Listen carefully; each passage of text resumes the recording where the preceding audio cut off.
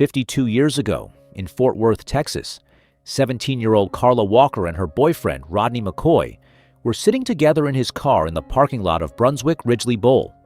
The Valentine's Day dance at Western Hills High School had just ended. They were young, they were happy, and the night felt full of promise. The parking lot was still buzzing with other high school kids hanging around, grabbing food, and enjoying the end of a good evening. Then, most of the crowd drifted away, and that was when everything changed forever. Without any warning, the passenger door was yanked wide open from the outside. Carla and Rodney, who had been leaning against that same door, tumbled partially out of the car onto the pavement.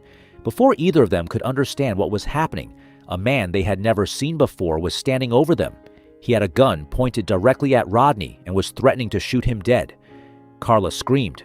She begged the man to stop. She pleaded with him not to hurt Rodney. The stranger pulled the trigger once, twice, 3 times.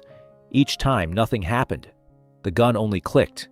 What the attacker didn't realize at the time was that in the chaos of the attack, the magazine had fallen out of the weapon onto the ground, so he could not fire a single shot. But that did not stop him. The man turned the gun around in his hand and used it like a club. He brought it down on Rodney's head over and over again. Rodney had no way to fight back. The blows were too heavy and too fast. The attack continued until Rodney McCoy lost consciousness. His last image before everything went black was the stranger grabbing Carla. And Carla, terrified, desperate, turned her face toward her boyfriend one final time and cried out the last words Rodney would ever hear from her. "Rodney, go get Dad. Go get my dad." And then she was gone. When Rodney opened his eyes, he was alone. The parking lot was quiet. The man was gone. Carla was gone. He was bleeding from his head, his body aching, his mind trying to make sense of what had just happened. He did not stop to think. He ran. He ran straight to the Walker family home. When Carla's siblings, Cindy and Jim, answered the door, they found a young man covered in blood, barely able to hold himself together. He told them what had happened. He told them a man had taken her. He told them the man was going to hurt her badly. Leighton and Doris Walker called the police immediately. When officers arrived at the bowling alley parking lot and searched the area, they found only 2 things: Carla's purse and the magazine that had fallen from the attacker's gun. The man himself had left no other trace. Rodney described the attacker as a white man around 5 feet 10 inches tall, but because of the chaos and the darkness and the speed of the attack, Rodney had never clearly seen the man's face. He could not identify him. For the next 3 days, the Walker family lived in a nightmare they could not wake up from. They did not know if Carla was alive. They did not know where she was. There were no sightings of her anywhere. No ransom call ever came. No message. Nothing. Just silence and fear and desperate, unanswered prayer. What the family did not know, and what would only become clear much later, was something deeply chilling. While they were out there searching, while they were waiting and hoping and holding each other together, Carla was still alive. For 2 full days after her abduction, she was breathing. She was somewhere, held by the man who had taken her, suffering in ways no one should ever have to imagine. Before we go any further into the story, take a second to like this video and also subscribe to the channel if you enjoy videos like this. On February 20th, 1974, 3 days after Valentine's night, the body of Carla John Walker was discovered in a culvert near Lake Benbrook, about 10 miles south of Fort Worth. She had been beaten, tortured, raped, and strangled to death. Her body was covered in bruises. Toxicology tests later revealed that she had also been injected with morphine, a drug that at the time was rarely seen outside of the medical field. That detail would quietly fuel speculation for years that the killer may have had some kind of medical background or connection. Carla Walker was 17 years old. She was born on January 31st, 1957, to Leighton and Doris Walker. She was a student at Western Hills High School, where she was a cheerleader. By all accounts, she was a bright, energetic young woman who was looking forward to everything that life had ahead of her. She had a boyfriend she cared about, a family who loved her deeply, and a future full of possibilities. She was the kind of person who lit up a room. She was the kind of person who, even decades later, the people who knew her could not forget. She never got to see any of that future. In the days and weeks after Carla's body was found, the Fort Worth Police Department launched an investigation. They collected semen samples from the crime scene. They preserved Carla's dress and other articles of clothing. They had physical evidence.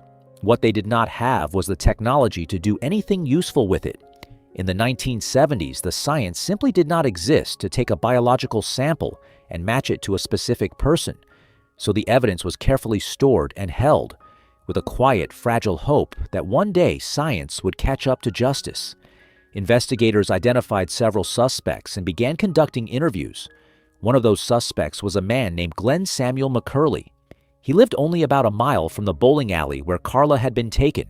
Shortly before her disappearance, he had purchased a .22 caliber Ruger pistol, and crucially, that weapon used the exact same type of magazine as the one found on the ground at the crime scene. Police brought him in and asked him about it. McCurley had an explanation ready. He told investigators that although he had owned that gun, it had been stolen. His wife had taken his truck to visit relatives some weeks before the murder, he said, and the gun had been taken from the vehicle during that trip. The date he gave for the theft lined up with the time of Carla's disappearance. He also explained that the reason he never reported the stolen gun was because he was an ex-convict with prior charges for car theft, and he was afraid of the attention it would bring him. He told police that on the night of the murder, he had finished work at around 4:30 in the afternoon, had the rest of the night free, and was home alone because his wife was out of town. The police asked him to take a polygraph test. He agreed, and also passed the test. Without any other evidence to tie him to the crime, Glenn McCurley was eliminated as a suspect. He walked out of the police station a free man, and he would remain free for the next 46 years. The investigation continued, but produced no real answers. A mysterious letter arrived at the Fort Worth Police Department addressed to Detective Lieutenant Oliver Ball. The anonymous writer claimed to know exactly what had happened to Carla Walker. They even named the killer. The letter included enough specific and accurate information about the abduction and murder that it was taken seriously. But despite the best efforts of investigators at the time, it led nowhere. The letter was filed away. Years passed, then decades. The Walker family carried their grief through all of it. Carla's parents, Leighton and Doris, never received the answers they deserved. They would both pass away before the case was ever solved. Carla's siblings, her brother Jim and her sister Cindy, held on.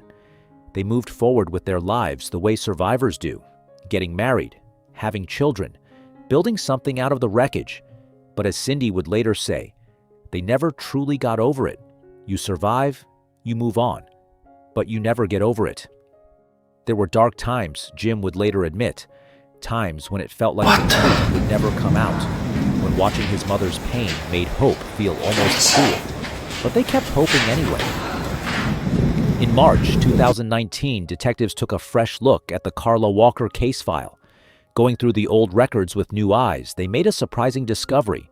That anonymous letter from 1974 had never been shared with the public. Carla's own family had never known it existed.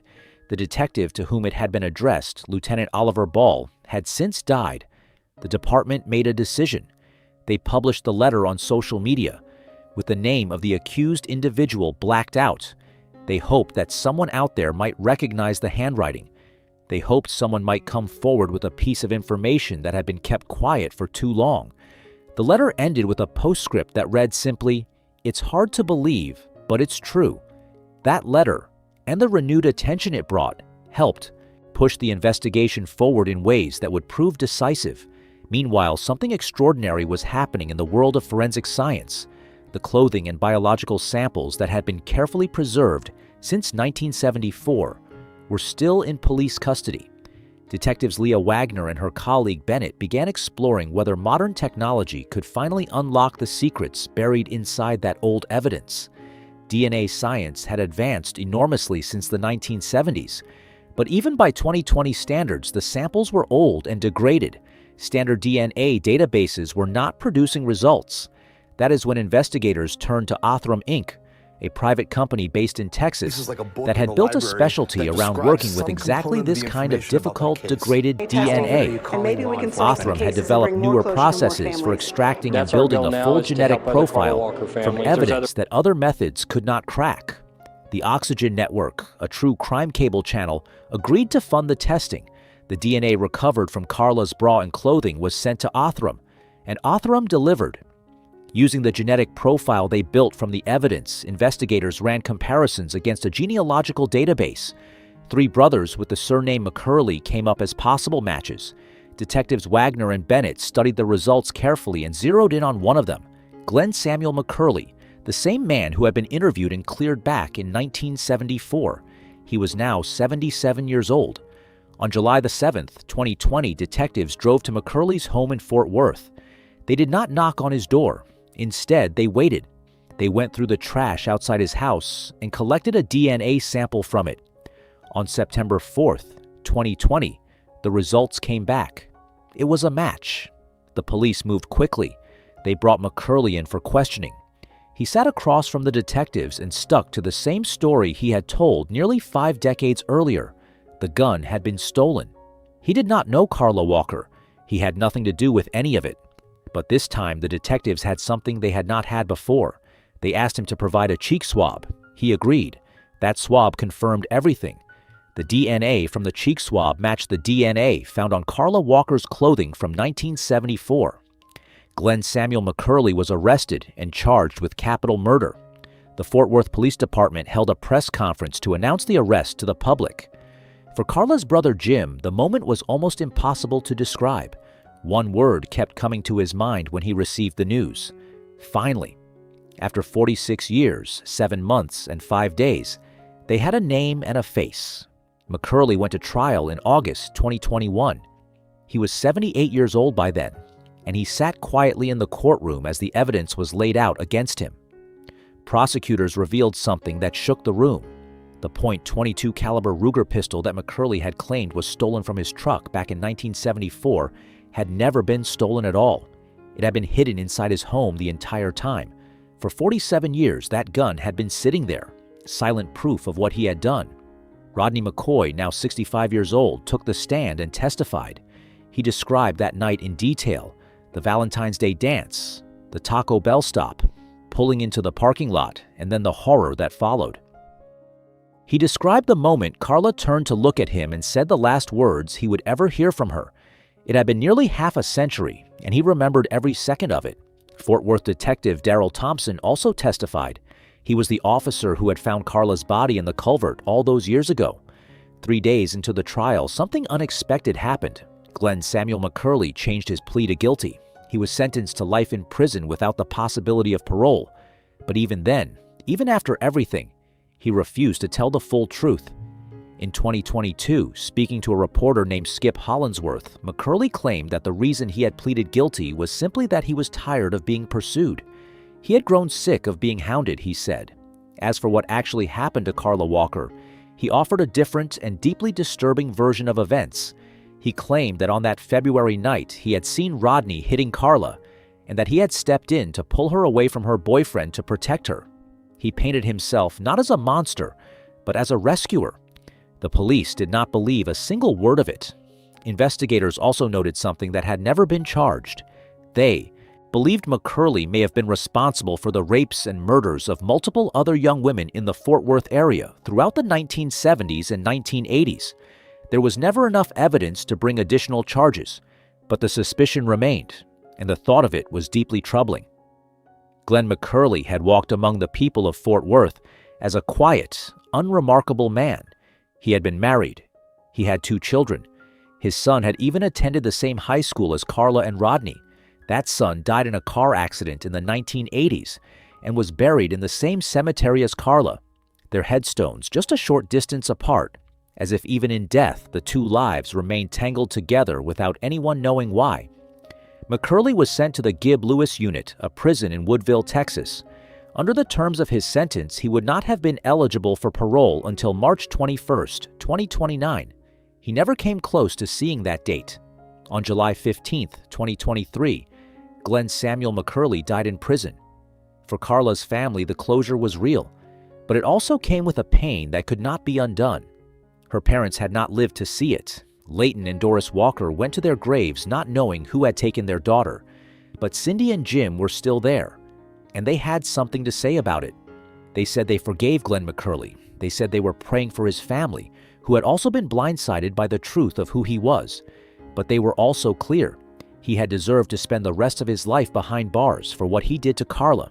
Justice, even when it arrives late, still matters. What solved this case was a combination of things that the world of 1974 could never have imagined. It was the careful preservation of old evidence.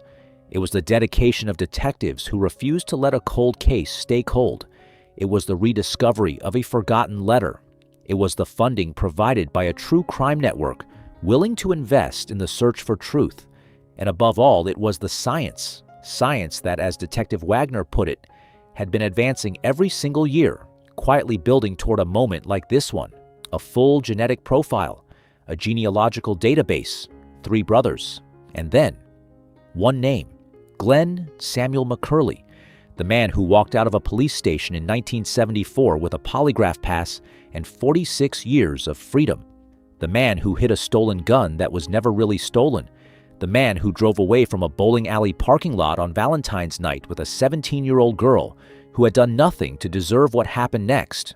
Carla Walker deserved a full life.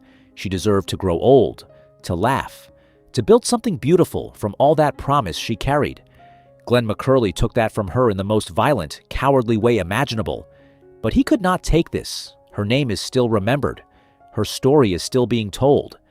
And in the end, the truth caught up with him, even if it took 46 years to do it. If you have made it this far, thank you for watching. Cases like Carla Walker's are a reminder that cold cases are never truly closed, as long as someone is still looking. If this video moved you, please like and share it. You never know whose family might be waiting for the same kind of breakthrough that finally gave the Walkers their answer. Subscribe so you never miss a story, and drop a comment below. Do you think justice was truly served, or did McCurley escape the full weight of what he did by dying behind bars? Let us know what you think.